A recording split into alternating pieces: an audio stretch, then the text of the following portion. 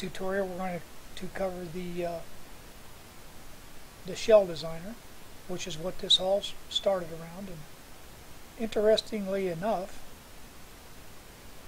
I had the shell designer doing the things I thought I needed to do, save the output, a couple weeks into the project, and the rest of it's just been to get it where somebody else can use it. And I certainly hope you guys will find some use for it, if nothing more than a passing curiosity, but at least it's something. What I'm doing now is I'm going to hold down the right mouse button and move the view around a little bit. And the control has changed since the last time I've spoken to you guys. The left click drag now moves the shell control points around, which I call tug marks. You have to hold down the control key to change the light source. Warren said he had a hard time using his laptop and doing the control and the left mouse click at the same time, so that was to honor his request. Took a little bit more doing than I thought it was going to take, but anyway, one of the interesting problems that popped up out of that was when you went over here and clicked Open HPV Shell Design or HPV file and click Open, your mouse click, even though it didn't show up there, ended up on this frame here, which would drag the nose over. So anyway, I cleaned that up, and now you may have to click a second time to drag a point, but just if it doesn't start dragging, click and hold a second time to get it to work. What we're going to do here is we're going to try to drag a shell to fit our particular recumbent or bike or whatever. What I'm going to do here is I'm going to import one of the projects that comes with the installation, the default tadpole project.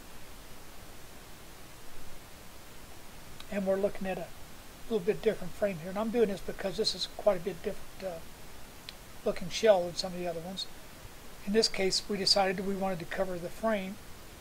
So I'm dragging the nose, and I'm making it really, really blunt here. Dragging the nose back, and I'm going to select some of these points and drag them around. Now, what am I doing? Well, what the entire shell design works around is this ring, which I call the rider box. The rider box is designed to be where you need the fattest part of the bike to be. Normally that would be your torso, and we adjust that by using the slide controls. And you can see here that we've made a considerably more teardrop shaped shell by doing that, but we've got it far too big around our torso. But anyway, that's what you do. You slide that, and you can also tilt it based on whichever seat angle you're using. Here I'm just clicking the right slider more and more.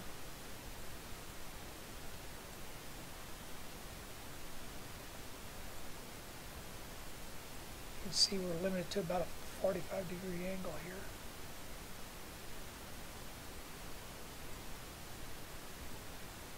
When I release that, I'll have that set so you can do 90, because you'll need to be able to do 90 for the upright bike. But anyway, there's the tilt control. I'm going to tilt that back to about where the angle my torso is at. And now I'm going to drag it in so it just meets more of my body and a little less of the front wheels. Now we stuck our front wheels out of the thing. But let's go back to the standard long wheelbase recumbent here. I'm going to open a project file, click on the long wheelbase HPV, and it opens. And what I'm going to do now is try to change his shape. First thing I'm going to do is I'm going to go over to the rider designer, and I'm going to move my rider up a little bit just so he's a problem. I'm going to click export to get that to go over to the shell, and over here I'm going to look in and see that my shell no longer fits anywhere around my rider. And I'd also like to see where my frame's at, so I'm going to go back over. I don't have a complete frame here. I'm going to go back over to the frame designer. I'm going to click on a tube and drop a tube into place. And I'm using my mouse wheel here, and shift mouse wheel to change the thickness, and mouse wheel to change the length. I'm going to put some tubing down here.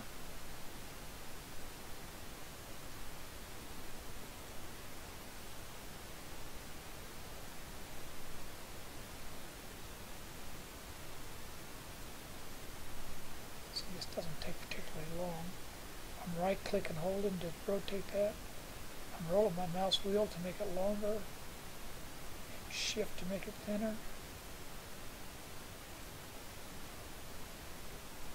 And that's going to be my frame. I'm just going to want to make sure my frame fits in there. I'm going to click export over to Shell Designer. Now I see my frame in here. Okay, it looks like I've got my frame inside. The reason I did that is because I put this guy really high, which isn't where the seat's at, but the seat you have here on the frame designer is for eye candy. It's just to give you, that is a scaled size, I don't even know how to say that, Bacharach-y or whatever it is, seat. And that's probably a common seat that people know, and you can kind of get an idea what your seat would look like and give you an idea where you would land on this frame without doing measurements. In the end, you'll want to do measurements for sure. But anyway, back over on the Shell Designer, obviously my shell doesn't fit around my rider, so I'm going to click this tug. No, I think I'm going to use these instead just to show you that you can do both. I'm going to drag it up towards above my neck, move my nose out a little bit. Oops, I didn't click it first, let's drag it. Drag my nose out a little bit. I'm going to grab my shoulder and drag it out a little bit. I think I've got everything in there. Now I'm going to work on a tail box, and the tail box has a few rules about it that I've just arbitrarily applied. The tail start is best stuck behind the rider top. The tail start and rider top should be close together, and the tail end should be right behind the rider bottom. So I'm going to grab the tail end, I'm going to put it right behind the rider bottom, and the rest of them are kind of where you want to put them. I like a little trunk space there, so I'm going to put that a little bit higher. And now I'm going to look at this thing. It looks like I'm clearing, and I'm going to ask it to show me my rider extremes. And what this does is move these little blue marks, which are some of the most extreme parts of the body, to show you where you might possibly make contact with the frame. Just kind of looking around, looks like they're all inside. That's good. And this, by the way, I've mentioned this in the Rider Designer, but this is actually to give you some dimensional security that, yes, I can check these points. I know what these points are for my body, and I can look over here and see that these points line up exactly with what I've measured on my real recumbent shell, my real recumbent frame, with someone measuring me while I'm sitting on it, and all these measurements are referenced to the center of the bottom bracket. But anyway, and you'll know that this shell actually is dimensionally correct to fit around you. Once you get that shell there, you might want to take a look at the shell size, and you got to click the Analyze button. That's a pretty big shell, but we didn't goof around here. We stuck the guy way up in the air. What we expect. So anyway, there's a big shell, and we've got the rider inside of it. And we've got all the frame parts that we care. Personally, I don't really care too much about the bottom of the wheel being out of the frame. I kind of like the top of my wheel being in the frame, in the shell, so that the part that's moving forward into the airflow isn't exposed. And let's go over to what do we do with this now. Once we've got this, what we're going to do is export it. When you click export, another window pops up, and this window is probably confusing. First of all, if you click something here, it says you got to create ribs first. Well, there's a create ribs button, and this is what this does, is actually create the ribs in code. And the ribs, you actually can do a lot of different everything else after you've created the ribs. You may want to change a lot of things, but and may not have to create ribs again, like hole spacing or the resolution down here. Almost everything else down here doesn't need you to click that create ribs again. But I'm going to over here to my shell designer. I'm going to show those ribs, and you can see them out there. And you'll notice this front shape here is the opposite way, the nose shape, and it's got a gap in it. That gap is the thickness of the plywood. And if you change that over here in the output window, if I change the thickness of the plywood, let's get some 2-inch plywood in here. I've got to recreate ribs, and you see the gap opened up here 2 inches. I'm going to change the starting first rib. I'm going to put it farther back. I don't think I want one that close. And I'm going to create ribs, and that moved everything back. I'm going to change the spacing. I like mine really tight, so I'm going to let me create the ribs first. I do need to click that and create the PNGs. And you can see we've got a lot of ribs out here now. Let's change that plywood back to 0.5. Create ribs. Looks like it over here. Create PNGs. Now you come over here, you may see some goofy tail shapes. Just don't worry about those. Just print them if you want to print them. The sides will be pretty good, but you can see the top of this thing sticks all the way out of this. There's some reasons why it comes out that way. I'm not going to get into them, but just were I doing the doing, I just wouldn't worry about the dadgum thing and say, okay, well, I cut that to get the sides, and I'll just trim it to. I'll cut off the top just by feel, because you're really making this tail shape by feel anyway. There's no guarantee that this is the best tail shape. In fact, it's almost assuredly not the correct tail shape. It is the end of an airfoil. This is a proper tail end to an airfoil. That would be right here, and this would be the last 2/3 of an airfoil. That would be about this big. So but it's far too blunt to be a continuous airfoil. These are two different airfoil sections here, and so what I'm trying to drill into you here is that this tail is just a nice smooth contour to a tail. There's nothing really special about it in terms of air drag. I think the nose is exceptionally good. I think the tail is just a shape. Not particularly good or bad, just a shape for you to get started with. But back on the output window, let's talk about this right here. There's things that look like kind of like die faces are buttons you click to get different sets of hole patterns. You kind of take a look at the patterns that you like the best. And what you're going to do here is run pipe through here. And these are some standard conduit outside diameters.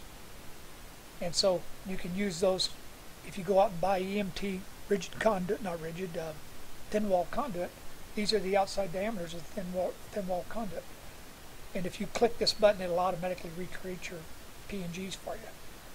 But there's always a center one here, because some of these patterns don't have very many holes, especially when you get into the slivers, don't have very many holes. This one, for instance, wouldn't have had a hole in it at all had I not put a center hole in. So you always get the center hole no matter whether you want it or not, and that gives you a place to line things up no matter what. Whether you're just printing out pieces of paper or using a CNC or whatever. But anyway, let's talk about getting the output to come out to be scale. The CNC is printed in hundredths or thousandths of an inch or 10,000ths, I forgot, but it is in inches, so it's automatically correct scale no matter what. But the printouts that you do may or may not be correct scale. And if you wanted to, I don't know if this even changes them. Be prepared to see the software crash here, but I'm going to do 50%. I did get a smaller size. If I wanted to print small ones to do a scale, I hadn't actually, this is the first time I ever tested that I recall. But say I wanted to do a 10% scale model and print these out on paper and glue them all together, poking a straw through them or a knitting needle or something like that. I could make a really small set, print them up, and use those for a scale model. But let's go back to 100% here, and let's take a look at this. I tested a couple printers, actually 3 printers, and all of them had 72 dots per inch horizontal and vertical resolution. I also tested a test pattern. I made a 10 by 10 inch square in the Paint Mag program, and I dumped it out and printed it on my own printer. And on my own printer, apparently the rollers slipped some, or I guess maybe traveled a little bit too far, because it was really only 71 dots per inch in the vertical direction. So you could set that and get an asymmetric set of numbers here for your horizontal and vertical resolutions and get it to come out right on your printer. Obviously, you're not going to be off very much here. That was 1/72 of an inch, isn't very much. And in the vertical direction, it probably doesn't matter much at all over the course of an entire shell. You may be, ½ inch too close or too long or whatever. But you might want to check that out and get that to come up to be as accurate as possible. Now, the paint that came with Microsoft, I didn't find an easy way to change the resolution of them, and I might have just missed it, but in the version I had, I didn't find an easy way to change the resolution of what my PNGs that I was loading in pixels. In Paint.net, I was allowed to say that my 72 dots per inch image was 70, that it meant 72 dots was 1 inch. The default for that is what most monitors are, which is 96 dots per inch. So if you print this out at 72 dots per inch for your printer and then load it into a paint program who thinks 96 dots per inch is it, and you print it out to a printer, you get a scaling going on there, and you don't want that. So make a little test case, print it out one time, and if it doesn't come out right, come over here and play with it. If it doesn't come out right, probably your answer is change it to 96 or 72, whichever one it wasn't, and go back and try it again and just see what you get. Otherwise, if you're pretty skilled at using the paint programs, you can guarantee that this comes out right. But where do you find this stuff? And you'll want to print, of course, you want to print it on multiple pages, so that you take 8 sheets of paper, you got to tape them or glue them or staple them together or something to lay them over your plywood and get your jigsaw out and cut these shapes.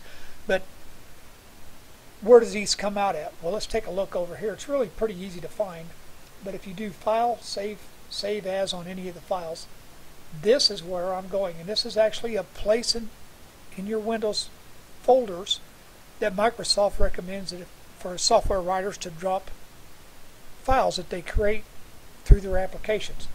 This is your app data directory, roaming app data directory. And there's another way to get to that. If you just open up your Windows Explorer and type in %appdata%, it'll take you to your user app data roaming directory, and then there you'll find an HPV design directory. Once you've run the software, it creates this on the fly and some files inside of it. Now, where's the output at? We just did output for the long wheelbase output, or default long wheelbase project, and you can see here is a directory in here named default long wheelbase _ output, and that's where all the output goes.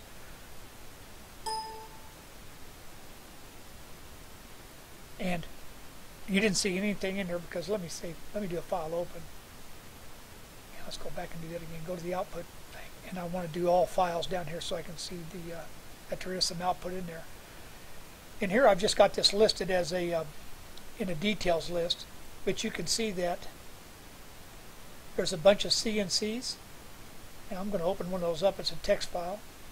Oh, I got an error message because I was opening it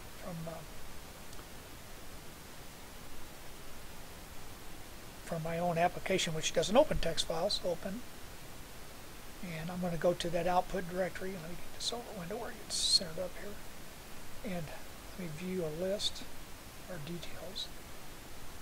And there's the text files that are in there, and I'm going to open up one of these CNC files, and you can see that this is designed for the Mach 2, Mach 3 from Vectric. That's the only thing I had with output on it, so that's what I used.